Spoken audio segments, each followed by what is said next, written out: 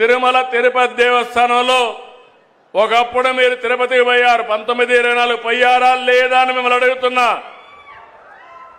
నాసి రకం ప్రసాదాలు అవునా కాదా అని మిమ్మల్ని అడుగుతున్నా. అప్పుడు ఇచ్చిన లడ్డు మీరు తిన్నారా?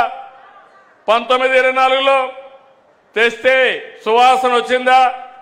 నెయ్యి వాసన వచ్చిందా? అందులో నేను అడుగుతున్నా ఒకే మాట. మా తమ్ముడు నామాలు కూడా పెట్టుకున్నాడు. అది పవిత్రత, దేవుని మీద అభిమానం.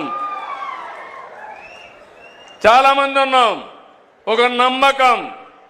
ఆ నమ్మకాన్ని, ఆ పవిత్రతను దెబ్బతీసే అధికారం ఎవరికీ లేదు.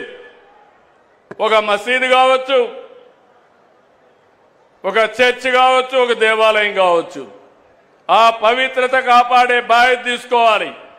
అలాంటిది అపవిత్రం చేస్తే నేను ముఖ్యమంత్రి అయిన తర్వాత నేను ఇచ్చిన హామీ ప్రకారం రెండో సంతకం ఆఫీసర్ వేసింది తిరుమల తిరుపతి దేవస్థానం ఈవోగా వేసి శ్యామలరావుని ప్రక్షాళన కార్యక్రమానికి ప్రారంభించా. వస్తే నెయ్యి చూస్తే బాగా లేకపోతే తిరిగి పంపించి దాంట్లో నుంచి శాంపుల్ తీసుకొని ఎన్డీడీబీ పంపించారు. ఎన్డీడీబీ పంపిస్తే అందులో నుంచి ఎనిమల్ ఫ్యాట్ ఉందని ఆ రోజు చెప్పారు.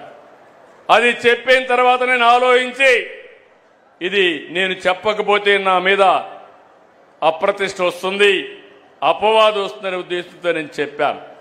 తర్వాత లేనిపోని సమస్యలన్నీ క్రియేట్ చేసి సుప్రీంకోర్టు వరకు పోయే పరిస్థితికి వచ్చారు. సిట్ వేశారు. ఆ సిట్లో వచ్చినటన్నీ మీరు చదివి ఉంటారు. చాలా స్పష్టంగా చెప్పారు, అసలు ఇది నెయ్యే కాదు, కెమికల్స్తో తయారు చేసిన నెయ్యి అని చెప్పారు. రాష్ట్ర ప్రభుత్వాన్ని కూడా యాక్షన్ తీసుకోమని అధికార యంత్రాంగం పైన ఒక రిపోర్ట్ పంపించారు.